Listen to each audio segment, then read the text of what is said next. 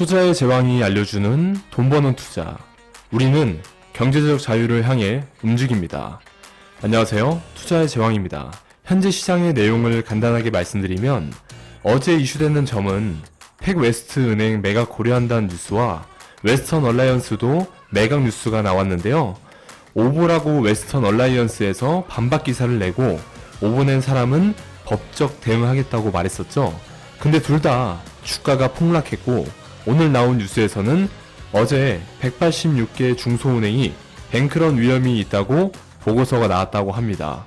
어제 지수 발표 중에 실업수당 청구 건수는 약간 덜 나오긴 했고 큰 차이가 없어서 문제될 게 없었는데 노동비용이 너무 높게 나와서 생산성이 너무 떨어졌죠. 임금이 높다는 거니까 인플레가 잡히려면 멀었다는 신호로 볼 수가 있고 파월이 중요하게 보는 비농장 급여랑 실업률이 오늘 나오는데 어제 노동비용 실업수당 청구권이 나왔으니 오늘 나올 지표를 예상하기엔 좋은데요. 비농장 급여는 예상치보다 높게 나올 듯하고 실업률은 보합에서 약간 낮거나 하지 않을까 싶은데 비농장 급여가 높게 나오면 유로가 숏이 나올 확률이 높고 어제 유로존 금리 발표 이후에 라가르드 총재가 연준은 금리 인상을 멈췄지만 유로는 멈추지 않겠다라고 하며 동결없이 지속적으로 올릴 거다라고 연설해서 숏이 나온다 해도 금방 회복되지 않을까 하는 시장의 모습입니다. 미국 금리는 6월 동결, 7월부터 인하 예상이 많은데 고용지표가 잡히지 않는 한 인하는 안 할 듯하고 어제 생산성이 너무 떨어졌으니 갑자기 해고를 엄청나게 할 수도 있습니다. 여기서 생산성을 올리려면 방법이 두 가지가 있는데 물건 가격을 올리는 방법과 인건비를 줄이는 방법이 있습니다. 근데 여기서 물건 가격을 올리면 사람들이 많이 안 살 텐데요. 이 방법은 좀 어렵다라고 보고 있고 인건비를 줄이는데 가장 빠르고 효과적인 건 해고라고 보시면 됩니다. 그래서 해고를 엄청나게 할 수도 있겠다라고 말씀드린 거고요. 은행 위기 때문에 기업에서도 대출 유동성 자금을 땡기기가 힘드니까 해고로 생산성을 높일 확률이 아무래도 높은 것이고 지금 기업 실적 발표 때도 인건비 줄이는 쪽으로 내용 나오는 게 많으니 오늘 지수 발표는 단기 추세로는 달러 인덱스가 더 오를 수도 있고 장기 흐름으로 본다면 내려갈 수 있으니 이 점 고려하시기 바랍니다.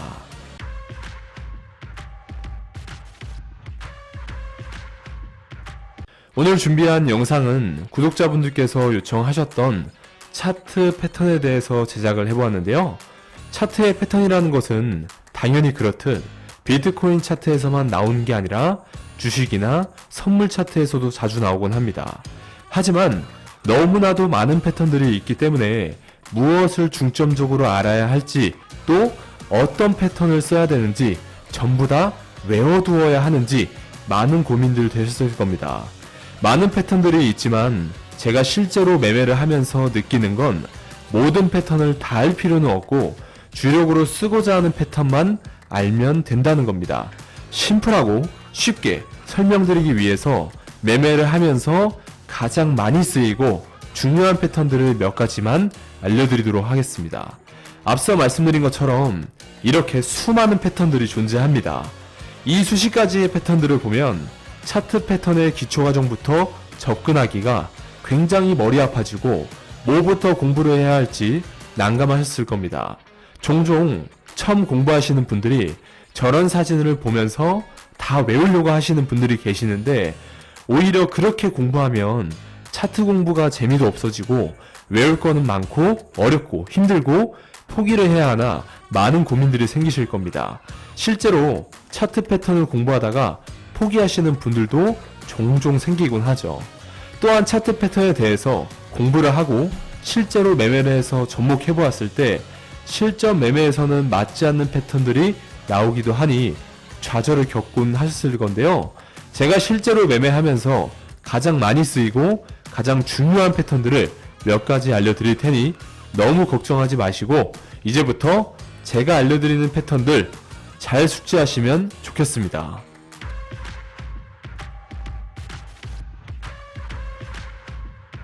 패턴을 알기에 앞서서 필수로 아셔야 될 내용들이 있는데요. 상승이 나오더라도 원웨이 상승은 존재하지 않고 하락이 나오더라도 원의 하락은 나오지 않으니 큰 등락폭이 나온다 하더라도 절대 겁먹지 마시고 나의 관점대로 움직이시는 게 가장 좋습니다. 그럼 첫 번째 패턴인 삼각수렴 패턴에 대해서 알려드리겠습니다. 크게 삼각수렴은 세 가지 패턴으로 나눠집니다. 세 가지 패턴 모두 같은 맥락이기 때문에 이해하시는 데는 전혀 문제되지 않을 겁니다. 첫 번째, 50대 50 확률이 있는 패턴입니다. 가장 기본이 되는 패턴이죠. 여기 보시면 1번부터 6번까지 넘버링이 돼 있을 건데요. 1, 3, 5번은 고점이고요. 2, 4, 6번은 저점입니다. 1번을 기준으로 고점선들을 이은 선과 2번을 기준으로 저점선들을 이은 선 두 개 대칭을 이루면서 삼각형 형태를 따른 패턴이 삼각수렴 패턴입니다. 넘버링 되어 있는 것들은 캔들로 생각하시면 되고요. 캔들의 추세가 점점 축소가 되고 에너지가 응축이 되면서 갈림길에서 강한 슈팅이 나오든지 하락을 하든지 결정을 하게 됩니다. 그럼 우리가 매수할 맥점은 여기가 될 것이고요. 매도를 한다면 6번 부분이 되겠습니다. 그럼 기본 삼각수렴은 배워보셨고 어센딩 트라이앵글과 디센딩 트라이앵글을 배워볼 차례인데요. 어센딩 트라이앵글은 전 고점들을 수평으로 유지하면서 저점만 높이면서 상승하는 삼각형 패턴으로 삼각형이 수렴하는 지점 혹은 근방에서 강한 상승이 올 거라 예측되는 패턴이고요. 디센딩 트라이앵글 패턴은 어센딩의 반대로 전 저점들을 수평으로 유지하면서 고점만 계속 하락하는 패턴으로 수렴 지점 혹은 근방에서 강한 하락이 올 거라 예측 가능합니다. 이렇게 삼각수렴 패턴에 대해서 알아보았고요. 다음으로 웨지 패턴으로 라이징 웨지와 풀링 웨지입니다. 우선 웨지 패턴은 삼각수렴과 유사해 보이지만 다른 패턴이고요. 웨지는 고점과 저점이 같이 높아지는 라이징 웨지와 고점과 저점이 같이 낮아지는 폴링 웨지가 있습니다. 앞에 설명드린 어센딩 트라이앵글과 디센딩 트라이앵글과는 비슷하지만 웨지는 고점과 저점이 같은 방향, 삼각수렴은 고점과 저점이 다른 방향으로 이루어져 있습니다. 라이징 웨지는 대체적으로 상승하던 가격의 에너지가 고갈되었을 때 나오고 얼리엇 웨이브에서 엔딩 다이아고날에 해당될 때도 많습니다. 위 그림처럼 라이징 웨지의 경우 대체로 세 번째 상단 추세선 주변에서 진입하는 것이 좋고 스탑펀팅으로 상단 추세선을 깨고 나가기도 하지만 바로 선 위가 아니라 약간의 여유를 주고서 분할로 손절을 걸어두고 진입을 한다면 손익비가 무지하게 큰 자리이고 빨간 동그라미에서 숏을 진입했다면 큰 폭의 수익을 얻을 수 있었을 겁니다. 이렇게 라이징 웨지는 저점과 고점이 높아지는 특징이 있지만 다이버전스와 거래량을 함께 봐야 그 신뢰도가 더 높아진다고 볼 수 있겠습니다.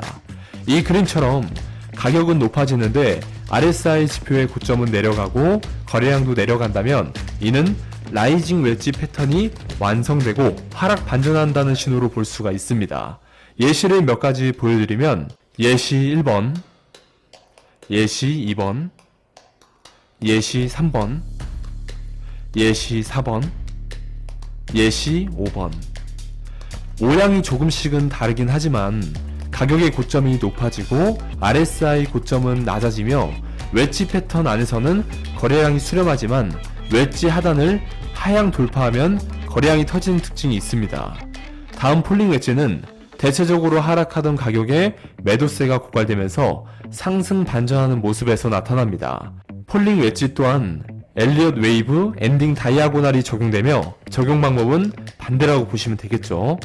가격의 고점과 저점이 낮아지고 RSI의 저점이 높아지며 일반 상승 다이버전스가 생기며 거래량 또한 수렴하다가 폴링 웨지 상단선을 돌파할 때 거래량이 많아지는 경향이 있습니다. 마찬가지로 예시를 몇 가지 보여드리면 예시 1번, 예시 2번, 예시 3번. 이처럼 모양이 조금씩 다르긴 하지만 여러 유사 유형이 있기 때문에 원리를 이해하고 적용하는 것이 좋습니다. 이렇게 웨지 패턴에 대해서 알아보았고요. 다음으로 헤드앤숄더와 역헤드앤숄더입니다. 헤드앤숄더는 우리가 알고 있는 샴푸 이름으로 친숙한데요. 헤드앤숄더는 하나의 기준선과 세 개의 봉우리로 구성되는 하락 전환 패턴입니다. 말 그대로 하나의 머리와 왼쪽, 오른쪽 2개의 어깨, 총 3개의 봉우리와 지지선으로 이루어진 차트 패턴입니다. 보통 머리에 해당하는 지점은 가장 고점이고 양쪽 어깨는 같을 수는 없겠지만 비슷한 수준이고요. 헤드앤숄더와 역헤드앤숄더의 차이점을 말씀드리면 헤드앤숄더는 넥라인이 우상향이고 역헤드앤숄더는 넥라인이 우하향입니다. 해숄은 좌측 어깨와 머리에서 일반 하락 다이버전스가 발생이 되고 역해숄은 좌측 어깨와 머리에서 일반 상승 다이버전스가 발생이 됩니다. 좌측 어깨가 거래량이 상대적으로 많으며 머리는 거래량이 점점 줄어듭니다. 안정적인 진입은 넥라인 돌파 시에 진입하는 게 가장 안정적이고요. 항상 어떤 변수가 있을지 모르니 적정 라인에 익절하시는 게 가장 좋겠습니다. 저는 해숄 패턴의 경우 3가지 조건을 충족해야 패턴이 완성되었다고 보는데요. 첫 번째로는 넥라인이 우상향하는 특징을 가져야 하고 각 어깨와 머리에서 거래량이 터져야 되며 RSI의 다이버전스를 확인해보면 해숄은 레프트 숄더와 헤드에서 일반 하락 다이버전스가 생성이 되고 이후 RSI의 고점은 낮아집니다. 이렇게 3가지를 충족하는 패턴을 잘 체크해 보셔야 되고요. 역헤드앤 숄더는 제가 말씀드린 것과 반대 방향의 산을 이루고 있다고 보시면 되고 넥라인이 우하향하며 각 어깨와 머리에서 거래량이 터져야 되고 RSI의 다이버전스를 확인해 보면 레프트 숄더와 헤드에서 일반 상승 다이버전스가 생성이 되고 RSI의 저점은 높아진다라고 보시면 되겠습니다. 이렇게 삼각수렴 패턴과 웨지 패턴, 헤드앤숄더 패턴과 역헤드앤숄더 패턴에 대해서 배워보았는데요. 유익한 도움 되셨을까요? 다음 영상에서는 더블탑 패턴, 더블 바텀 패턴과 플래그 패턴들에 대해서 다뤄보도록 하겠습니다. 앞으로도 필요한 영상이 있으시다면 댓글 달아주시면 성심성의껏 제작해보도록 하고요. 구독과 전체 알림을 꼭 해놓으셔야 영상이 올라왔을 때 바로 보실 수가 있고 수익이 될 만한 정보들을 영상 혹은 커뮤니티를 통해서 알려드리고 있으니 구독과 좋아요, 전체 알림은 꼭 해놓으시기 바랍니다.